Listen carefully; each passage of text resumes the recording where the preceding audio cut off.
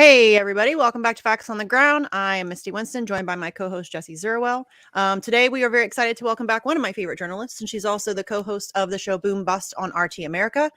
She's been on before, so thank you very much for coming back to join us. We appreciate it. Our guest today is Rachel Blevins. Absolutely. Thank you so much for having me. It's always fun to get on and chat with y'all. Yeah, I'm excited to have you back. And there's so much to talk about. I feel like, okay, so I do like a ridiculous amount of shows. And there's never like a lack of material. It's insane. It's like a constant barrage of insanity every day. It really does seem that way, especially, I mean, whether you're talking about everything ongoing with COVID or with foreign policy. I mean, I guess it's a good thing that there are plenty of things for us to talk about, but it definitely is kind of feels like we're in one of those seasons where it never ends and there's always something. Yeah. I wanted to ask you about Biden's press conference. Oh my gosh.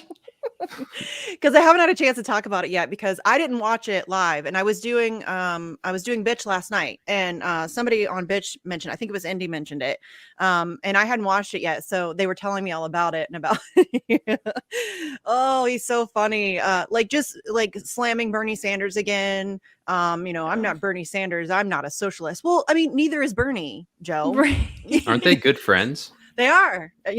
My good friends treat me like that. Don't your good friends treat you like that, Jesse? Yeah.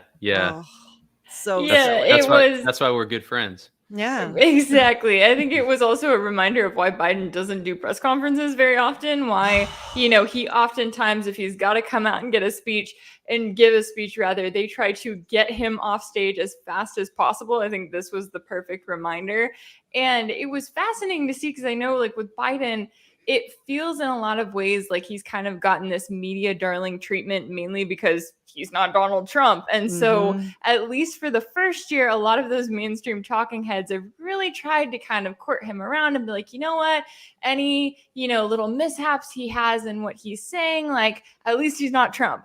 Well, then you get him on there, and it was interesting to see people actually tearing him apart, basically because in his response to this whole theory that they say that, Russia is preparing to invade Ukraine, even though Russia has said that that's not the case, Biden actually kind of admitted, look, if this is the case, if this does happen, the United States isn't necessarily ready and waiting to go and to push for World War III just for Ukraine, especially if it's something small in a lot of the ways that, you kind of got these different mainstream reports that are predicting some sort of false flag operation and questioning how is the United States going to respond when you've got Russia waiting for the evidence of what, CNN is reporting and claiming from these anonymous officials. So it was interesting to see kind of that backlash towards Biden over what he was saying, with these people expecting him to be calling for an all-out war with something that really has nothing to do with the U.S. Yes. And this provocation for war has come entirely from the U.S. and NATO from the beginning, and it's been manufactured from the beginning in the media. All Russia has been doing has been legally moving around its military within its borders.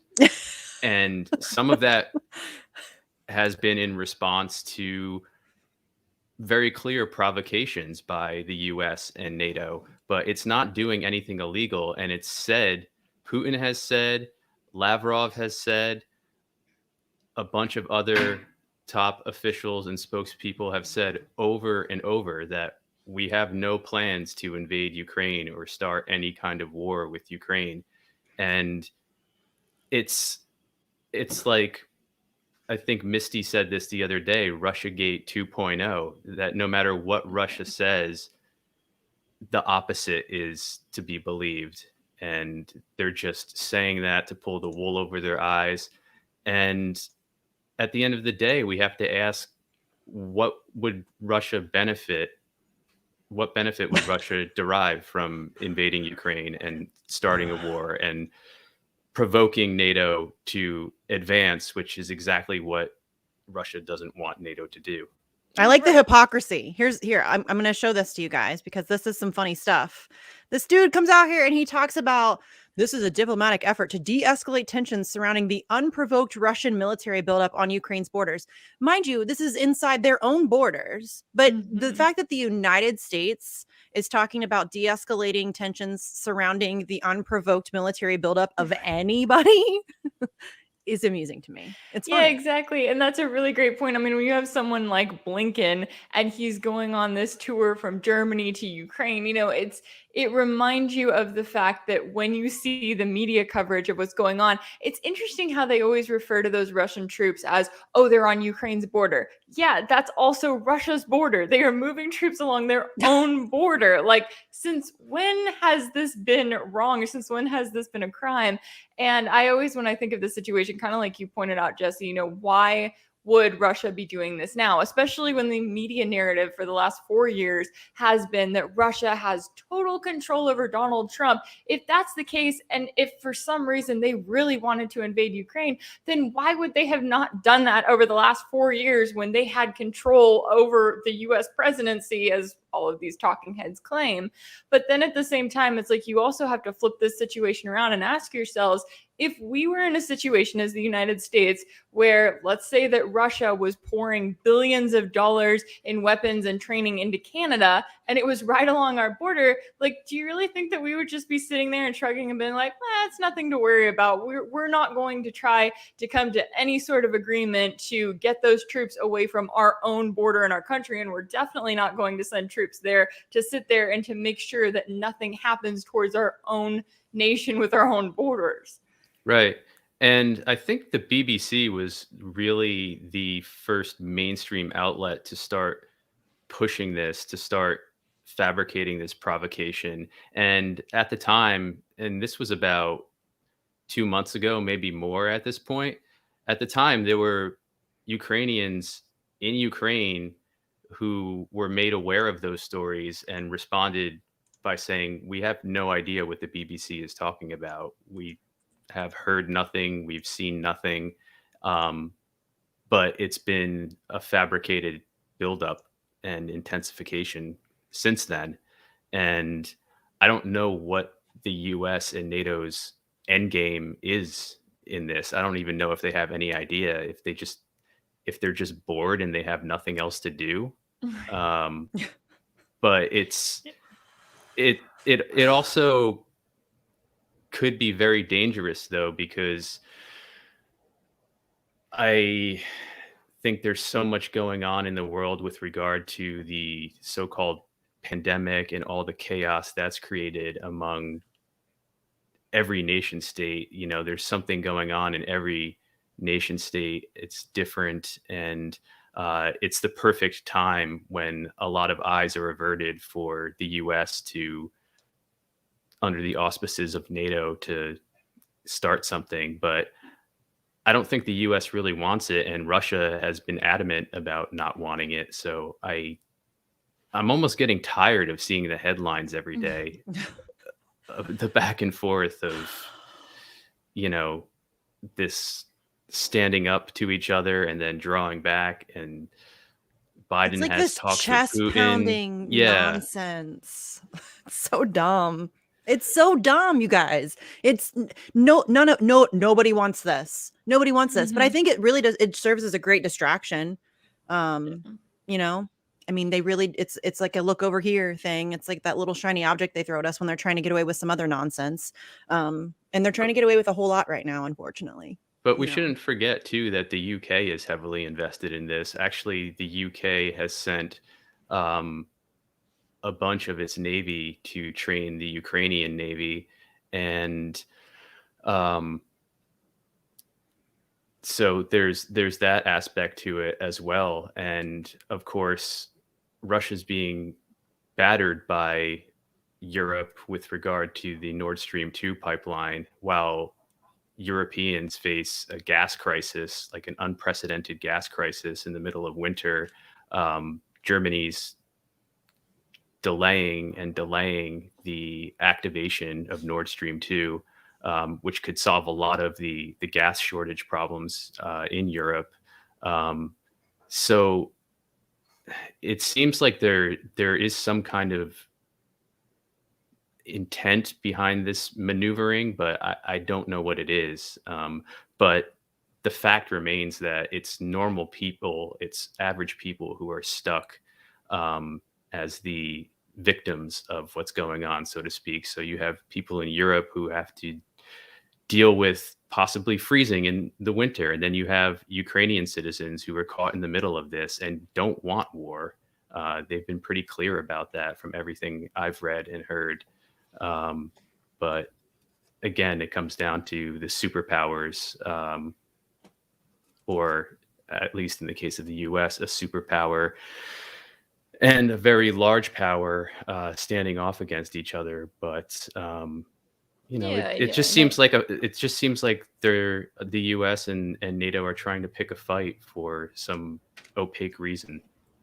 Yeah, and I know when it comes to the Nord Stream 2 pipeline, that has been the most bizarre story to follow over the last few years, because we have to remember that this all started out with Germany begging for a pipeline, begging for an additional pipeline, because of course it's Nord Stream 2 from Russia. And Russia said, okay, great, let's build this.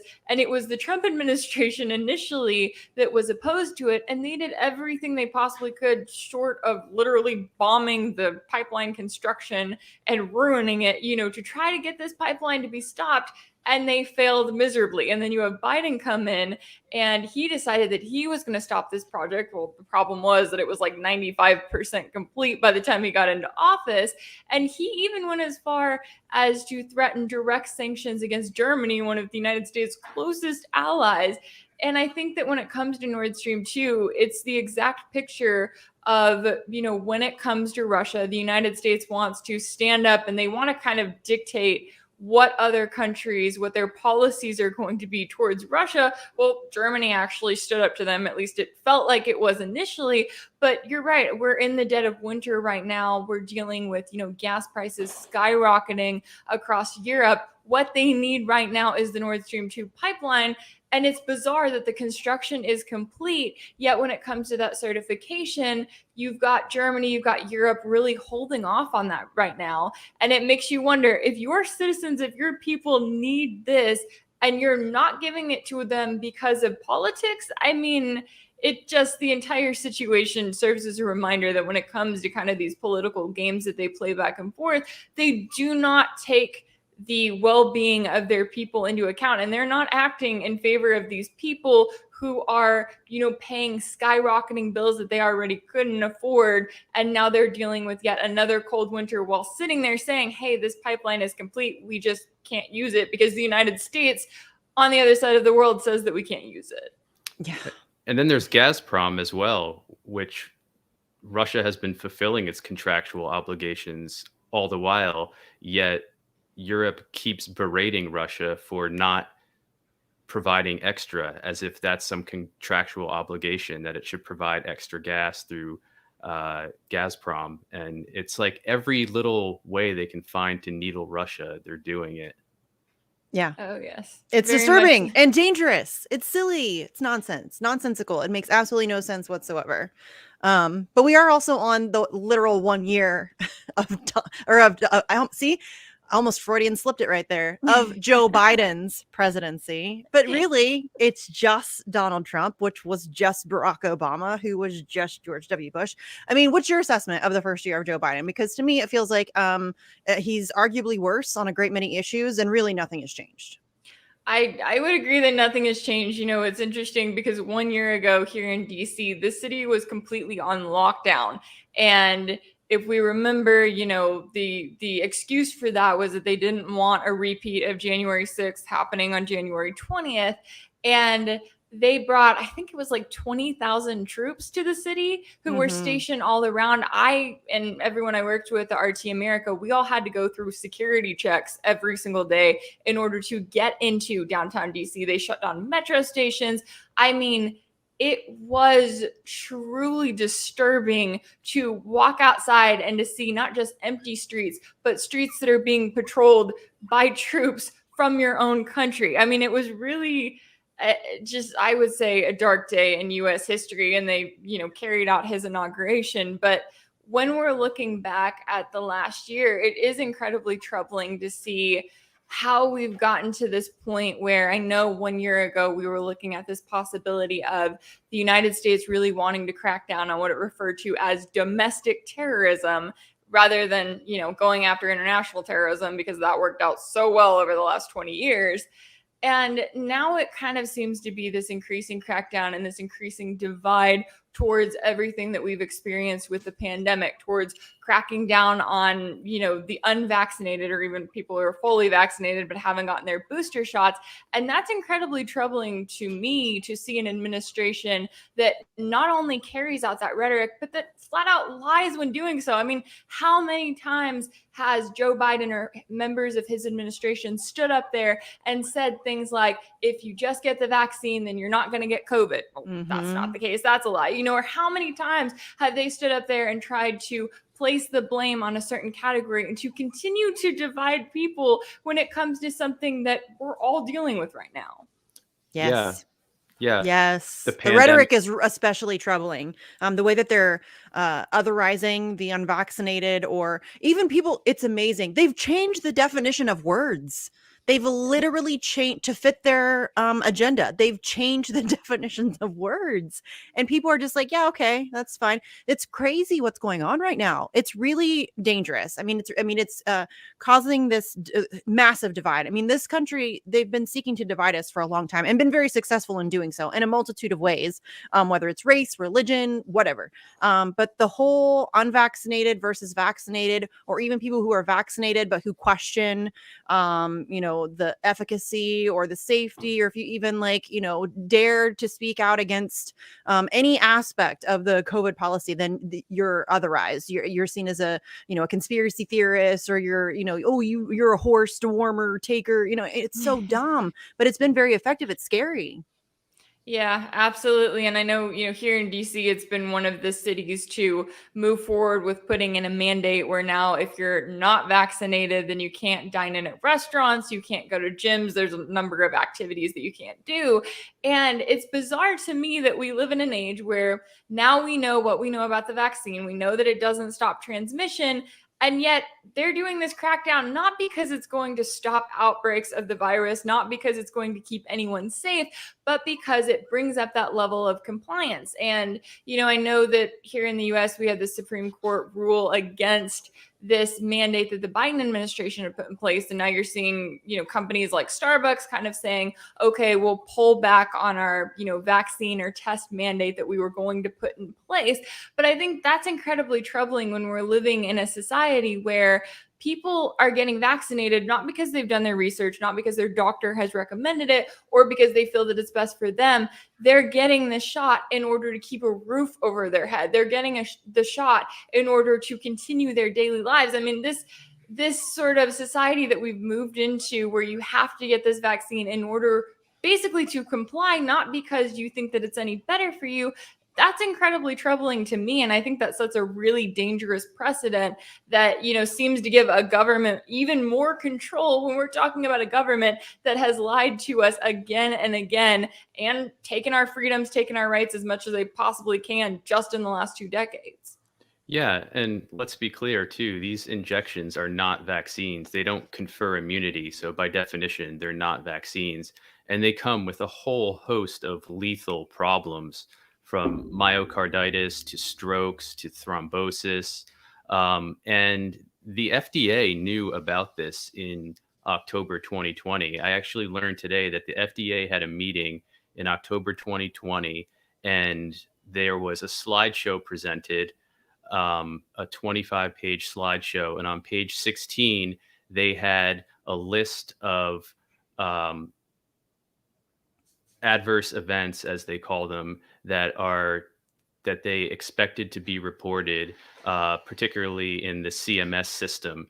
And there were, I believe, 22 adverse events listed on there, including death, including stroke, including myocarditis, and including an inflammatory condition for children that had never existed before 2020. And they actually had to put that on there because that has to do with the shedding of these injections. And it actually says in Pfizer's own material on the clinical studies that if a pregnant woman is in the same room during the trial as someone who receives one of these injections and even breathes in the same air as the person who's been injected, then that needs to be reported as a potential adverse event because of the shedding of these spike proteins. So we've heard a lot about the shedding of these injections, and Pfizer has confirmed it in its own documentation. We've just never gotten to see that. But there's an excellent interview with somebody named Dr. Brian Ardis, Ardis, and he revealed all this. He has the documentation that's since been scrubbed from the FDA's website, but that's what's being mandated or forced upon people, just so they can keep their jobs or just so they can keep a roof over their head. And it's sick. It's very sick. And what's more, Dr. Michael Yeadon, who's a British doctor now living in the US, he and his colleagues just did, they took a look at the VAERS data and they graphed it out according to batch number for each of the brands of the injections, Pfizer, Moderna, and Johnson & Johnson, and showed that there are very high differentiations in the lethality of different batches of these injections. So he used to work at Pfizer in research and development, and he said that the only way that this could be so differentiated is that these batches are being dosed differently on purpose. So there's now intent emerging behind the harm that's happening. So you put the mandates in that light, and it becomes a very criminal enterprise, to say the least, that's happening. And then you have the masks, especially for kids, which are extremely harmful in a number of ways. Yeah, absolutely. And it's insane to think about the fact that literally everything that you just listed there could get you completely banned off of Twitter. And it's crazy to me to think that we live in a world now where if you have any of those adverse effects, there's nothing you can do because this is a vaccine, this is a shot that was authorized under an emergency use authorization. And so it's one of those things where people are taking on so much risk and they don't even realize it. And you can't talk about it on social media because you've got sites like Twitter and like Facebook that are targeting whatever they deem as quote unquote misinformation. And I hate it when they use those terms because I'm like, misinformation according to who? According to those fact checkers who are constantly having to go back and admit that, oh, you know, okay, this is the way it really is, or okay, this is, it never really, of course, want to admit that they were wrong, but they are constantly changing what is actually factual.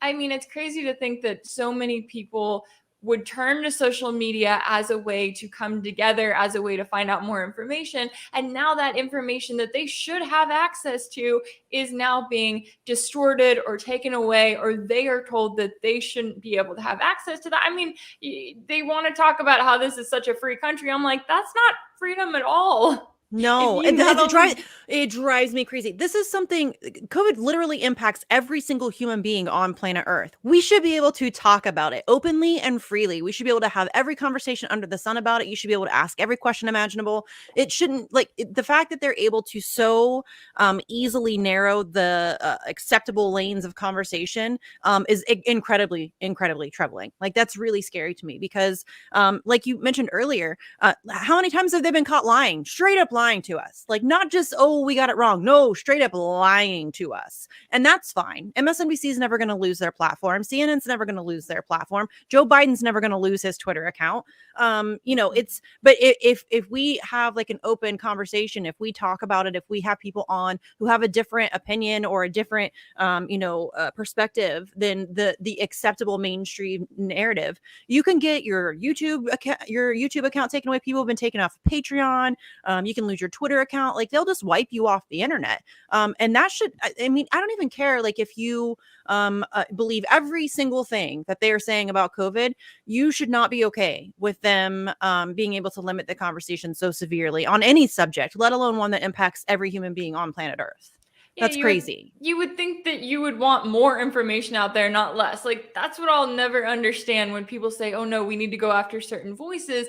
Because yeah, it's great and it's easy to sit there and be like, yeah, they should ban Alex Jones or, Donald Trump, which I take issue with them banning a sitting president, just because I think that I'm like, that's crazy. That it's crazy, and it also sets a truly bizarre precedent all around. However, let's just say Donald Trump as a person, there are a number of people who will justify him being banned off of Twitter and off of Facebook. But at the same time, it's like, yeah, it's easy to sit there and justify it when it's someone you don't agree with, but it will inevitably come back around to be someone you do agree with if it's not you yourself. Like this idea that we should all just kind of live in this little echo chamber where we only hear things that we agree with. Like, you should never want to live in that kind of situation. I mean, I know Twitter is kind of a good example in terms of I follow plenty of people on Twitter who I do not agree with, and I see things that they tweet and I shake my head and, sit there and say, well, that's absolutely false. However,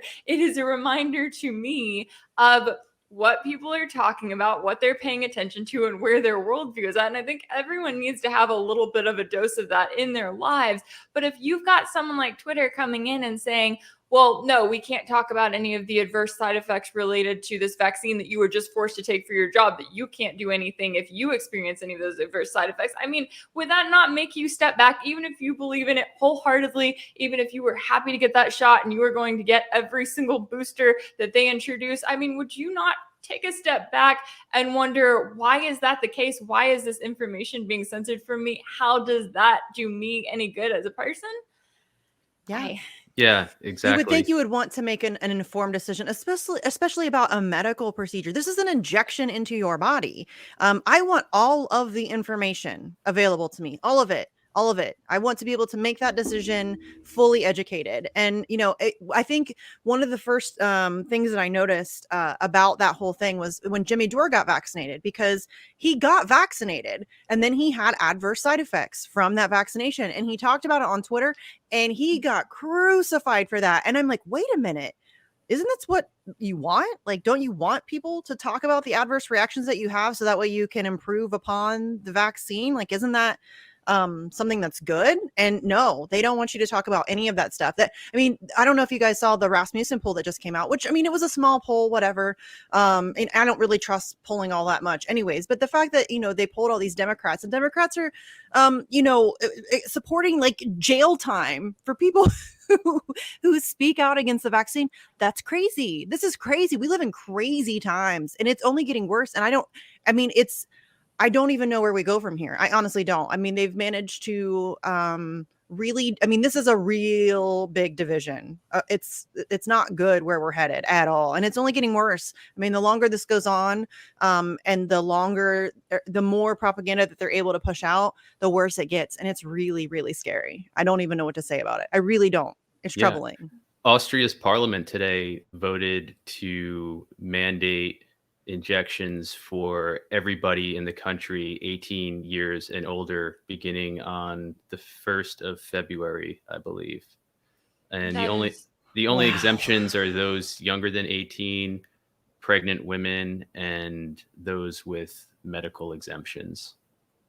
Yeah, that's incredibly troubling. The idea that, and I know, a lot of us want to sit here in the United States and say, hey, that wouldn't happen here. That's just Austria. That's just a country in Europe. Well, that's how it starts. We look at, what's going on in Australia right now. We see these videos that go across our feed of these crackdowns and people being beaten by police officers in the street because they're breaking curfew or lockdown or whatever, and we hear these stories about the fact that they literally had camps for the unvaccinated, and we just kind of shrug it off. And I think that that's the way that it starts, and then people kind of become desensitized to it because we ultimately think that's never going to happen here. Well, how it starts here is you start having mandates at your jobs, at your universities, and it starts kind of becoming that mission creep thing where at first it's just, oh, you got to keep your job here and there in order for you to get this vaccine. But then it inevitably goes further than that. If there's anything we've learned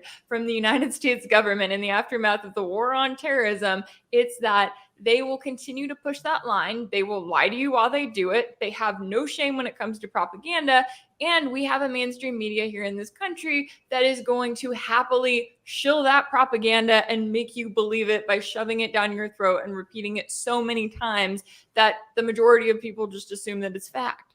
And those segments will be brought to you by Pfizer. Right. You know what I'm saying? And it's crazy. And the totalitarianism, the fascism, whatever you want to call it, it is almost here. Just look north to Canada. Canada is almost as bad, arguably, as Australia is, and it's getting worse.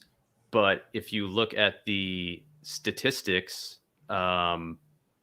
for cases, hospitalizations, and deaths in Ontario in particular, they are all heavily on the side of the injected.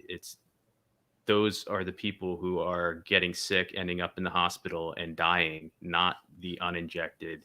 And that's not just in Canada. That's also the case in Scotland. That's the case in the UK. And those places have been, for whatever reasons, more transparent with their data. You try to look at the CDC's data in the same capacity. It's a nightmare. It's impossible. They won't even tell you who is dying from COVID or just with COVID. And they'll straight up tell you that, yeah, if you get hit by a car and you die as a result of those injuries, but you happen to test positive while you're in the hospital, then that's a COVID death. And that's insane. I don't know why anybody's accepting these numbers as legitimate. They're not. None of this.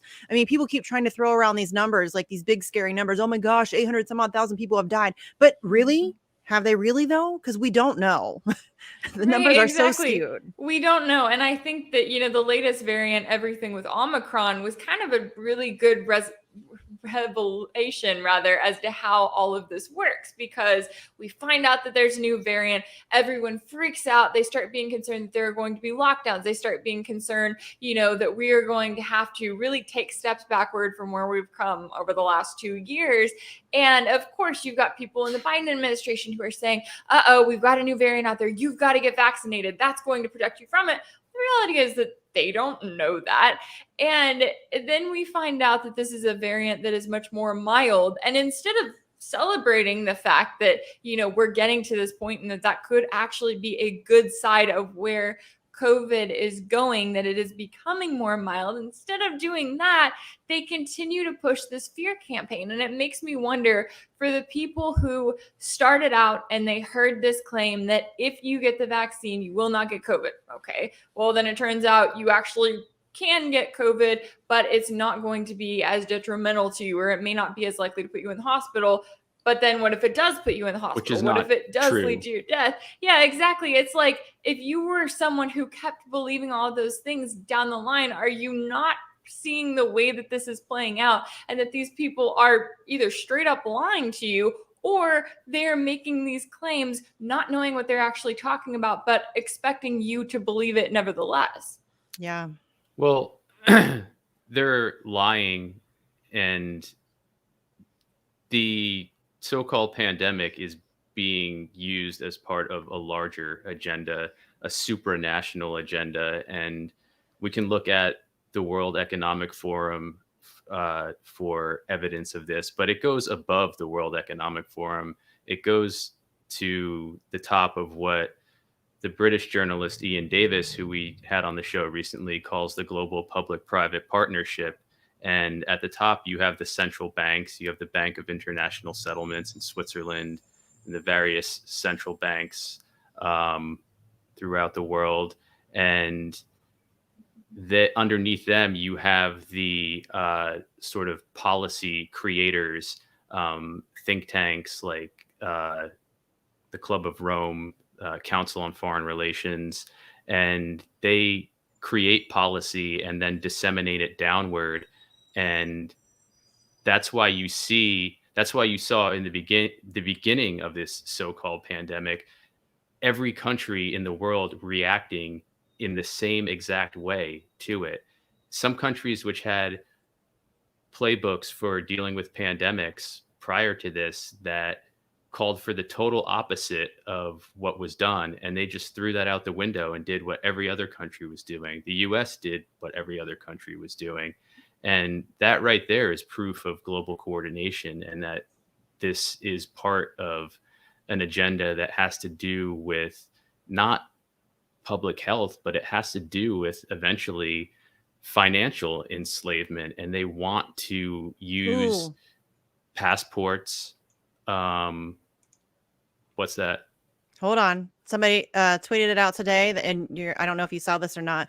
Just in, the U.S. Federal Reserve opens debate over possible, quote, digital dollar, a central bank digital currency. So that conversation's being had today. Yeah. So that debate's sounds being about had. right. Yeah. Yeah, and I'm glad you bring up, the wealthy, because we have to remember the pandemic has seen the largest transfer of wealth in modern history. And we were going over the numbers on Boom Bust yesterday. And it's crazy. They've found that the 10 wealthiest people in the world now have more wealth for those 10 people than the 3.1 billion poorest people in the world. I mean, you've got 10 people that have the same wealth as 3.1 billion people. And during the pandemic, a new billionaire was created every 26 hours. I mean, that's insane to try to wrap your head around, but it serves as a reminder of what these central banks have done, in the sense that they have flooded the markets with cheap money, and they've continued to do so over the last 2 years. And I know just here in the United States, if the government says that they are going to send you, a $1,200 stimulus check, you're going to take it because it's going to help you pay your bills. I mean, you would be crazy not to in a lot of ways, but we don't look at the fact that what they have done is they've tried to continue to keep interest rates low, to keep everything exactly where they want it. And what that has done is that has sent inflation skyrocketing. I mean, we are at 40-year highs for inflation. And now the Federal Reserve, after 2 years of saying, oh, inflation's only transitory, it's going to go away, no problem. Now they're finally admitting that no, it's not going to go away. The American people may not be taking to the streets as many would in Europe. However, they are paying more all around. They are paying these insane prices. And so now what the Federal Reserve has said is, oh, it's fine. We'll finally raise interest rates. Yeah, well, they're raising interest rates is by like 0.25 basis points so that they can finally get interest rates up a single % by the end of the year. So they'll sit there and say like, oh yeah, we're doing something about it, when they're never actually doing anything about it. However, it does go into this reminder of how that wealth transfer has played out. And, the United States, it's interesting because they're actually kind of behind on getting to a digital dollar, because we've seen China roll out their central bank-backed digital currency, I think, over the last year. And then Russia's looking into it as well. And so that really is the way that we're all headed, is this digital money. And one of the most terrifying things about that is that in China, they are working, their digital currency is based off of a number of things, but it also kind of brings up those concerns of your social credit score, of what happens when you have a central government. Like right now, yes, if you have your own bank account, it goes through your bank, that's separate to a certain extent. However, with a central bank-backed digital currency, what that does is that gives the central government direct access to you and to your money. So now, instead of just saying, hey, I'm sorry, you're not able to keep this job if you're not vaccinated, now they can go in there and say, oh, we can freeze all of your assets. And guess what? We have direct access in order to do so. I mean, they're going to frame it as, well, look how convenient this is. You can just, scan your phone and everything's taken care of. And this digital money is so great and convenient because we're all moving into this metaverse now. No. But the dangers of doing that are so widespread, and it is scary to live in this. Terrifying. It's terrifying. Like, I don't, no, the government doesn't need to know, how much is in my bank account, or where I spend my money, or my medical history. All of that stuff's going to be all tied into that stuff. Your medical history, the prescriptions you take, all of those things are going to be all tied together. And when we're talking about, here's what I am really, at this point, really, really tired of. And in particular, it comes from people like Bernie Sanders. That dude keeps tweeting about how billionaires need to pay their fair share. He voted for the CARES Act. He needs to shut up. It's very nefarious. It's so disgusting. It's not just him, it's Nina Turner, it's AOC, it's all of these people who are pretending to be progressives and pretending to be, fighting the good fight for the people. They're all voting for this crap and then pandering on Twitter and on social media. And, what would billionaires paying their fair share do for you and your family? And it's garbage. It's garbage. And people need to stop giving them a pass. They're not fighting for you at all, at all, at all. Like not even a little tiny bit. And it's really, it's really, Jesse and I were talking about this earlier, this whole, them trying to keep us engaged in electoral politics. It's a waste of time. It's a waste of energy. It's a waste of resources. And these are the people who are sheep herding you right back into the system that is designed to kill you. And it's very frustrating to me because I see otherwise intelligent human beings still pretending like Bernie Sanders is a nice guy who's fighting for us. He's not. He calls Joe Biden his good friend. If war criminals are your friend, you need better friends. I mean, it's weird that I have to say that. Yeah. It isn't. Oh, sorry, go ahead. No, I was going to say it also serves as a reminder of the fact that, people like Joe Biden and Bernie Sanders, who are career politicians, have more in common with each other than they do with any of us. And we may sit out here and, kind of play that left-right paradigm of Democrats versus Republicans, or even vaccinated versus unvaccinated in a lot of cases. But we have to remember that at the end of the day, we are the ones who actually have things in common. And these politicians have spent their entire careers in Congress for a reason.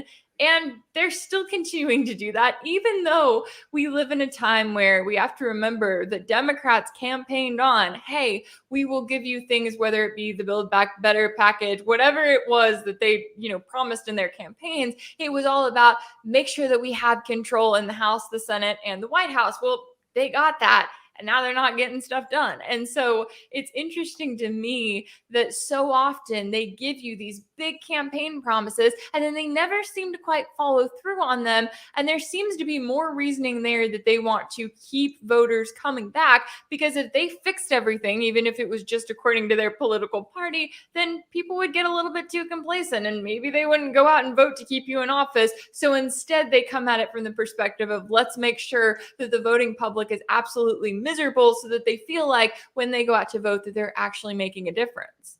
Yeah. And I think people have to start looking at this on the scale of global governance, and that the people they elect or think they elect are not setting policy. The policy is dictated to them from an upper tier.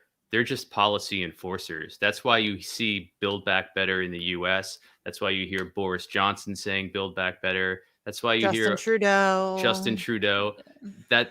That's another example of this globalist policy being disseminated around the world from, kicked down from think tanks, like I mentioned earlier, like Council on Foreign Relations. And that's why they're very careful about calling it global governance instead of government. So when the shit hits the fan, so to speak, as Ian Davis said in our interview, they can, if they're ever held to task, they can say, well, it was just an idea and the governments were the ones who implemented it. We just came up with the idea. We didn't say they had to do it, even though that's not really the case in the hierarchy of things. But a lot of people are very narrow in their view of how all these things all these things work out. And a lot of people are still stuck at the nation state level, and that's very problematic. That's a very myopic view to take, but it explains a lot with regard to why a lot of so-called leftists have really dropped the ball when it comes to mandatory injections. People like Noam Chomsky, for example. So depressing. God, stop talking, Noam. I still can't believe that he said that. It's like, didn't he say that like if people weren't vaccinated, basically they should be expelled from society? They were like, I forget who he was being interviewed by. That was something about, well, how are they supposed to get out and like get to the stores to get food? And he was like, who cares? That's on them. Like basically just let them starve. I'm like, what are you, dude? Yeah. And he seemed to take pleasure in saying that. There was a sadism to it as well. Yes, it was really gross. And really disturbing.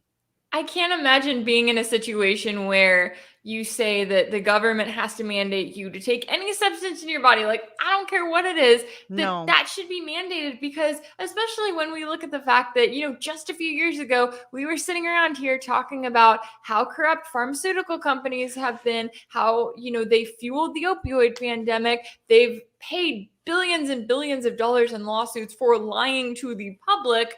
And now we've moved into a situation where the Don't question them. Right, exactly. Don't question them. And you've got the media, and you've got, everyone who is promoting vaccine mandates literally doing their marketing for them. Like, they don't even need a budget for that anymore. They just have to come out with these vaccines, and then it's all taken care of. Yes, that's what's been so depressing about the last couple of years is watching and I'm kind of over the whole left-right bullshit. I'm like really done. Like I don't like labels anyways, because they're always co-opted and used to divide. They're always like Nancy Pelosi calls herself a progressive. It means nothing. Words mean nothing. So I'm somebody who pays more attention to like your actual actions and your actual opinions and beliefs on things than I do about what you label yourself. But seeing people who identify as left cheering on pharmaceutical companies and governmental mandates is really cringy. It's really cringy. It's so disturbing to me to see this authoritarianism.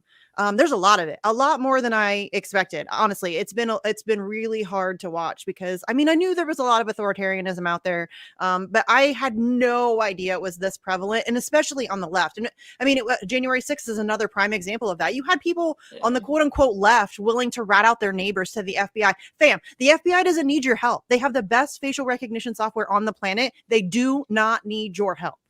And They don't. clearly, from what we've heard, I mean, the FBI knew exactly what was going on January 6th, but we're also not allowed to talk about that either. Like the push to make January 6th an equivalent to 9/11 or Pearl Harbor still is something that blows my mind. Not just because of the death toll, but because of the ways in which it played out, and because it is a reminder that the political ruling class, especially those members of Congress who acted like their lives were on the line when they were fine, they will do as they were being bussed away. As they were in like a building 6 blocks away. Yeah, I mean, come on. Exactly. I'm like, talk about like the Brian Williams story of, oh, I was there. There were bombs coming by my plane that I was in. Like, no, you weren't. You were fine. And it just serves as a reminder that for all those members of Congress, they will use literally anything to justify fear, to justify pushing for more control. And, that's something that we're seeing play out in relation to that event. But it's also a reminder. I mean, we saw a number of members of Congress holding a vigil for themselves out on the steps of the Capitol on the first anniversary of January 6th. Where were all of those members of Congress whenever we were looking at the moratorium on eviction expiring in this country? I believe it was like 6 months ago. They were all off on vacation. They had nothing better to do to make sure that Americans weren't evicted from their homes. And yet, when it comes to, really ramping up this campaign for you to believe that their lives were in danger and for you to care about them, they're there at the Capitol to hold their little photo op. Oh, yeah. That was painful and cringy. And lest we forget, Ashley Babbitt was murdered by a Capitol police officer. Yeah, and that's the only fatality. He was exonerated for doing that. Michael Byrd, I believe his name is. And then after that, a lot of mainstream media outlets, like the LA Times, for example, came out with smear pieces about things Ashley Babbitt did back in 2015. Yeah, that's what they always do. Not mentioning or barely mentioning the fact that she served in the military for many years. She served this country, which is something that all these Congress people pretend to have the utmost respect for. When it's convenient. Yeah, but they don't care about human life. They care about their careers. They care about their cults of personality, and they really don't. I don't think they understand how small and actually meaningless they are in the big picture of things, and that there's a lot of narcissism going on in that crew. Yeah, I know. People always joke and will be like, "Oh, you should run for president." I'm like, I'm not on that level. Because I can't imagine to get up to that level to be a Republican or Democratic nominee. I mean, you have to be someone like Joe Biden, who's barely there, or you have to be someone like Donald Trump, who's so full of yourself that is your entire world just about. Yeah. I mean, we were just talking about this the other day because there are a lot of people who are running for office that I like as people. I like Shahid Buttar. I like Christina Livio were in for Congress, I think. There are people, individuals that I like, but you cannot enter into this system and be effective. You will either assimilate, you will either enter into that world and do what you need to do to get by, or they will push you out. And that's why electoral politics is such a waste of time. You have to be a raging narcissist and only concerned about power and control and money and all of those things. And good people just don't make it into that. It's not possible. It's just not. The system is so completely corrupted and broken that I just don't think that if you are a good and decent person, you will either not be for long or you will get pushed out. They will find a way to get you out of there easily. And that's if you even manage to get elected, because they're very good at making sure that those people don't even make it past an election. Yeah, and I think we saw that with AOC, right? I mean, she got elected, she had all of these promises, and then all of a sudden it was saying, oh, well, we can't take a vote on Medicare for all because of such and such excuse. Or, oh, I have to support Nancy Pelosi because basically she's revealing to the public that, she would be pulled out of the Democratic Party just about if she didn't support Nancy Pelosi, who has been in Congress for decades upon decades and is covered the up perfect torture. Example. Right, exactly. And is the example of why we need term limits. I mean, it is just I think she's a great example, whether you agree with her or not, of, when it comes to AOC's story of this is what happens to you when you join Congress. It doesn't matter, if you're going to get together with a group of like-minded people and refer to yourself as the squad, this is what ends up happening and you end up being a sellout, or, you don't end up being in Congress at all. If you want to succeed, this is how you do it. Yeah. You end up on the sidelines in Congress getting dressed down by Nancy Pelosi for voting against the Iron Dome. Isn't that what happened? Yeah, she got pulled to the side and then was crying. Oh, she's crying. And then it's such a show. It makes me sick, honestly, because and then she changed her vote. Yeah, well, she claims she changed her vote. She says that she was going to vote against the funding, and then Nancy Pelosi yelled at her. Her vote didn't matter. So I don't know why she's pretending like she had to vote one way or the other because Nancy Pelosi said so. Your vote didn't matter. It was going to pass anyway. So grow a spine and vote the proper way. Vote the right way. I mean, that's what I knew. I was cautiously optimistic about her in the beginning. Now I think she's a fully manufactured candidate from the beginning. I mean, you don't get an internship with Ted Kennedy if you're just some bartender. You know what I'm saying? Yeah. So she was fully manufactured from jump, but I was cautiously optimistic at the beginning. But the second she got elected, it was like 24 hours and she was immediately turning her back on Palestinians. I mean, Palestine was wiped off of her website almost immediately. And I'm like, okay, now we know who she is. She's like the Elizabeth Holmes of Congress. Yeah. Yeah. Except ending in a different way, at least so far, Yeah. right? Well, and I think that kind of on the opposite end of the spectrum, I mean, that's kind of what we saw happen with Trump. There were a number of people who saw him as kind of this anti-establishment candidate, and they got so, bought up in just who he was as a person and how he was going to make a difference. And he came into the White House and it was same same establishment policies as always in a number of different ways. And, looking at going into the next presidential election, I have no doubt that Trump will be back. And, even that the GOP is going to let him be their nominee because he brings in money, he brings in donations. And at the end of the day, that's what they care about. At the end of the day, you look at the members of Congress who are supposed to be representatives of the American people. And then you look at the fact that they sell the American people out every single day while coming together to vote for Israel's Iron Dome, to vote for, an even larger than life defense budget when we're supposed to be ending the endless wars, quote unquote, and it's like, that's who they really care about. Their special interests, their lobbyists, the people who bring them money.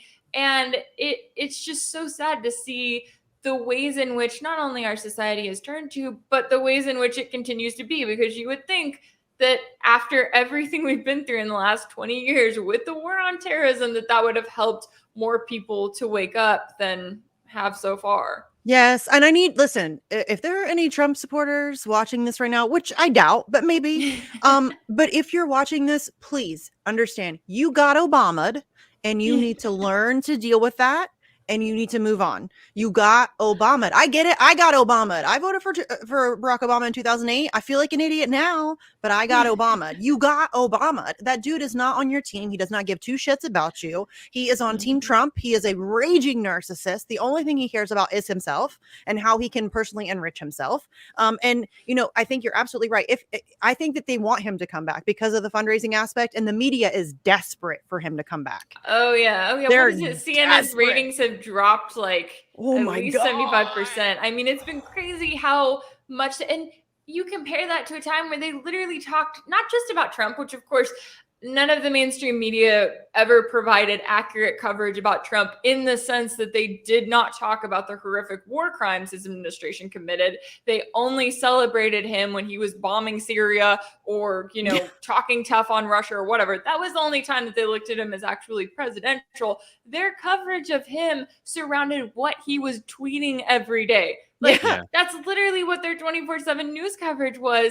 And it's just insane to me to think about the fact that that's something that, yes, they want to go back to, but it also serves as a reminder that it doesn't matter who is in office. They're not going to provide factual coverage at all, even if it is someone that they like, or even if it's someone that they want to see driven out of office. I don't even think they wanted to see him driven out of office. So if we're being realistic, I think that they needed a villain. They needed somebody that they could, paint as the bad guy. It causes drama. It's great for ratings. He was able to push through a lot of terrible stuff. But I love the fact that he called Jim Acosta a mean word. Oh my gosh. But nobody wants to talk about what he did to Julian Assange. Where's that coverage? Yeah. Where's the coverage of the fact that he had Julian Assange arrested and thrown into Belmarsh to be tortured? Where's that coverage? He said a mean thing to Jim Acosta. Oh, I feel so bad for him. There was seriously like wall-to-wall coverage when he revoked Jim Acosta's press pass. It was like 4 days straight of coverage about Jim Acosta. And I just don't give a shit. Nobody cares about Jim Acosta. He's a tool. He's a propagandist. But that's all they talked about. But nobody wants to talk about what he did to Julian Assange. And Trump supporters, I was just talking to my friend Gloria earlier today on our show Free the Truth. And she went to, I think it was an anti-mandate protest. And she ran into, I didn't know that there were still QAnoners. Apparently there are still QAnoners. And the QAnon people I had no idea in the year 2022. It's crazy. But yeah, they still, and they genuinely believe that Donald Trump is saved Julian Assange somehow, and he's actually free somewhere. And that it's painful. It is legitimately painful that there are still people out there following Q. You guys, stop it! It's so embarrassing. Oh, what's interesting with Trump is that he recently did that tour. He might still be on it with Bill O'Reilly. And at least one gathering, he admonished or he recommended to the assembled crowd that they get boosted. And he got a lot of flack from the crowd then and there for saying that. So I think that his recent support of these it's not hurting him. Whether or not he said he got the booster, I don't know if that's true. If you look at that clip when Bill O'Reilly asks him, he hesitates before he answers yes. But if he keeps pushing in that direction with these injections, I think that's going to be a problem for him with his base, because if you watch the full footage of him at that rally when he mentions the vaccines and how you should get vaccinated, everybody boos, within 30 seconds he's able to flip them around and they're no longer booing him. I mean, he's very good. He is very good. He knows his audience. He is. And it was interesting because it's like, I remember whenever he was running for office originally in 2016, he was making comments about Israel and about Palestine. And I believe he said something along the lines of, oh yeah, we want to push for a 2-state solution, whatever. And then within 24 hours, he was having to come back and apologize for those comments. And so it serves as a reminder to you, not only of where he lies, but how these people still believe in him, even after all that they've been through. Now, I will say one of my favorite QAnon conspiracy theories that I've run across is they really believe, I don't know, it's not just in reference to Julian Assange, but it's also in reference to a lot of the politicians that are out there. They believe that they're not the actual politicians, at least from what I understand. I'm sure people on the internet, if you're watching this, you can come and correct me. However, there is a theory that Joe Biden, who is in office right now, is not actually Joe Biden, that it's someone else who's filling his place. And the reason that they came to this was because there was a Trump tweet in which he misspelled Biden's name and spelled it Biden. And so now a number of them refer to the current president as Joe Biden. And I'm just saying, if you're out there looking for some fringe information on the internet, you don't have to look that hard. You don't have to go that far. And it does kind of worry me that we're getting to this point where there are still people who not only believe in Q, but also believe that they have to go and do this whole sort of workaround system in order to get, because the reality is that a lot of these quote unquote conspiracy theories have already been proven true, and it's happened just in the last 2 years. I mean, we've seen conspiracy theory after conspiracy theory to the point where people are now having to really, clearly in this case, they're having to really get creative in order to keep up with what is a quote unquote conspiracy anymore. Yeah, my friend Steve says that the difference between a conspiracy theory and conspiracy fact is 6 to 12 months. Yeah, that's a good way to put it. It is. That is a very good way to put it. And it's true, because there's been so many things, especially surrounding COVID. I mean, I have friends who, Ryan Christian, he lost his YouTube channel. He was kicked off of Patreon, all these things for saying stuff that is now like widely accepted. You know what I mean? Like, it's like, it's just like the lab leak theory. Like, if you even mentioned the lab leak theory, you would get kicked off of your social media. And now it's like Jon Stewart goes on Colbert and talks about it openly and everybody applauds him. And it's, you know what I mean? Like, do the people who lost their platforms get those back now? Of course not. Of course not. Yeah, You know. but I think that those events, when those things become mainstream, so to speak, are in large part calculated. And I think we're seeing that now with the way that the CDC, Rochelle Walensky, is conceding and admitting to a lot of things that were being denied previously. Boris Johnson came out yesterday, I believe it was, and said that the UK is doing away with mask mandates and mandatory vaccine passes, as they're called. And of course, this comes right on the heels of him being revealed as breaking lockdown and hosting parties while people's mothers and fathers were locked up and dying in elder care homes and dying in hospitals, being intubated while on midazolam. But at the same time, Sweden is rolling back measures. Israel is rolling back measures. Avigdor Lieberman, of all people, came out and said, I think he's the Minister of Finance in Israel now. He came out and said that, we're going to do away with the Green Pass because it's hurting the economy and it doesn't make any logical medical sense. And so we have to be skeptical of these rollbacks, especially when they're all happening at the same time, because these people went hard. They went for it for the past 2 years, and they're not just going to suddenly give up. I hope that, one would hope that these are genuine changes that are going to stick permanently, but I don't buy it for a second. I'm very skeptical. Call me cynical if you want, but these people have an agenda, and they're able to be flexible with it. And I think that's what we're seeing now. And we shouldn't rejoice in the fact that they're starting to admit things that a few months ago would get us banned from Twitter for putting out there. If anything, it just pisses me off more. And it's interesting that it's happening the same week as Davos Agenda 2022, which, if you look at the World Economic Forum's Global Risks Report for 2022, it's all about climate crisis now. Infectious diseases in their top 10 risks for the next 10 years. Infectious diseases has dropped to number 6. Failure to address the climate crisis, something of that sort, is number 1. And like 5 out of the 10 have to do with the climate crisis that's apparently happening. So it seems like there's a pivot happening, and that's going to be the next sort of pseudo emergency. And I can also see these countries rolling back these authoritarian measures they've had in place for so long, and then being able to manufacture another variant and manufacture a crisis that's like the worst yet, and saying, we made a huge mistake in rolling back, and now we have to double down on all the measures, the lockdowns, the mandates, etc. All of this is speculation, but it's something we need to be very wary of, because they're not just going to hammer hard for 2 years and all of a sudden stop and admit that they're wrong and tell us what we want to hear. No.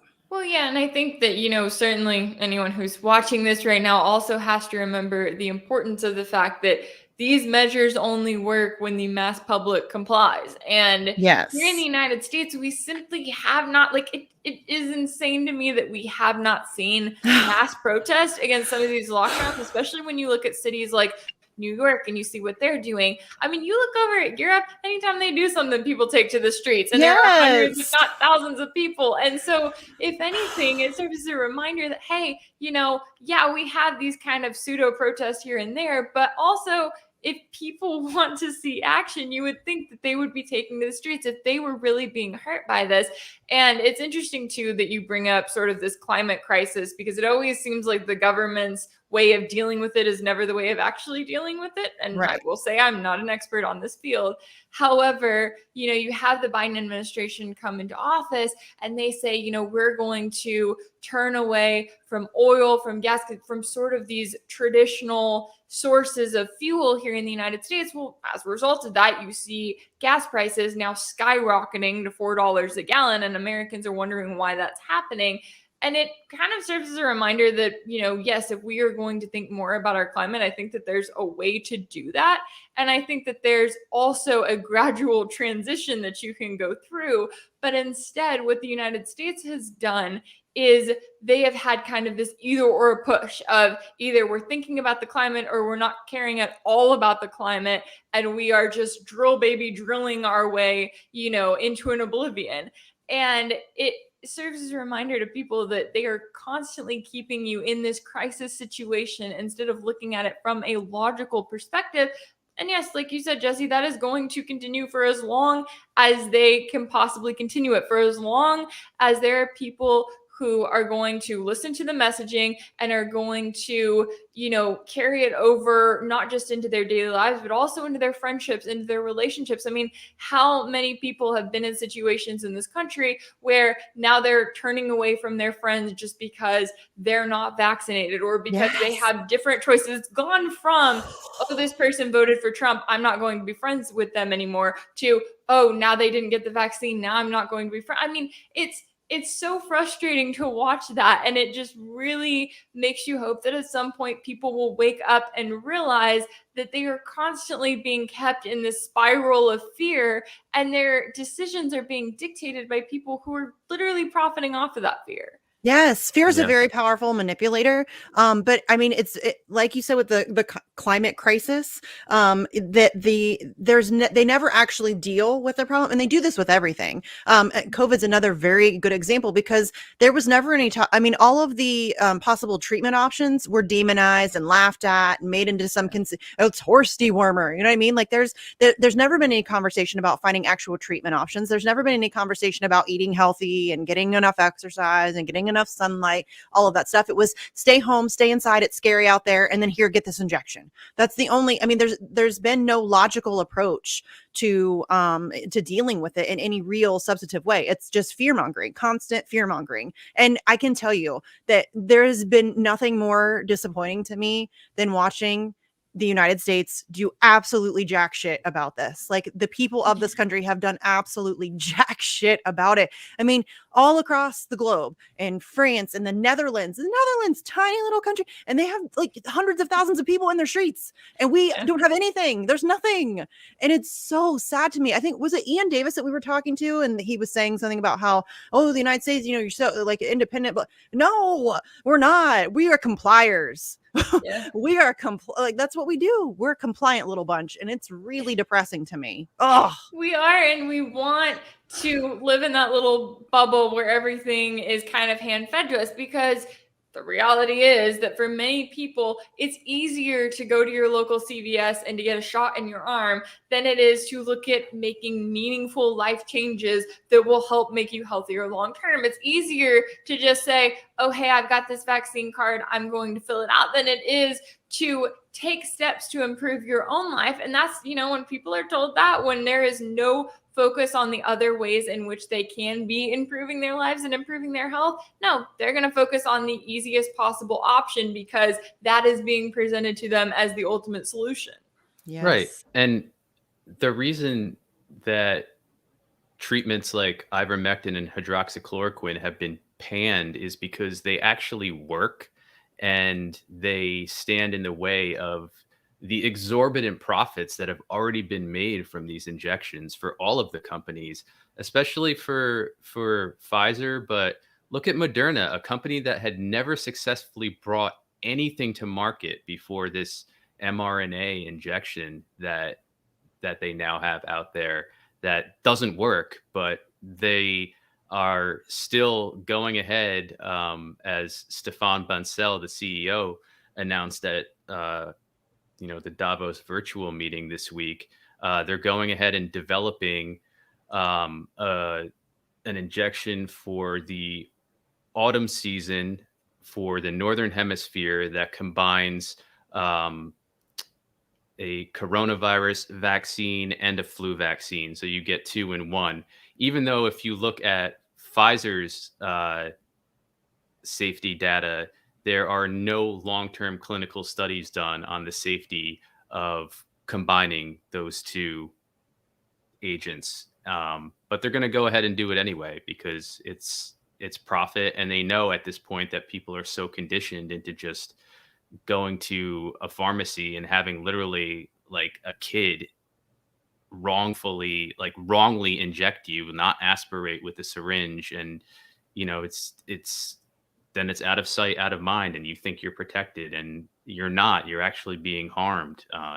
You're being genetically modified. And I speak as someone who submitted to the first 2 of these, and I've had to deal with adverse events since, which is why I'm so outspoken against these, and why I'm so angry about the fact that they're being pushed on people, especially on kids now. At the same time, Israel is saying that it's going to be rolling back its Green Pass. It's also starting to roll out injections for 6-month-olds. And 6 months? That's crazy. Yeah. No. Yep. No.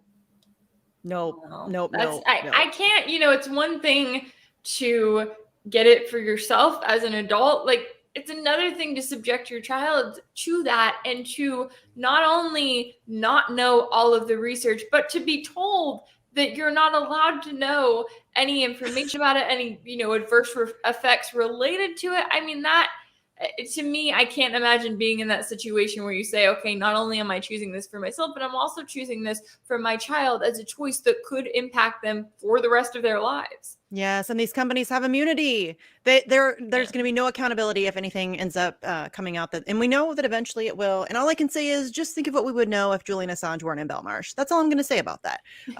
So you've been incredibly generous with your time, as always. We love having you on the show. I have one more question. Oh, though. here he goes. He does this every time, Rachel. Because Rachel, because you're in DC, and obviously we're all curious about what's coming next.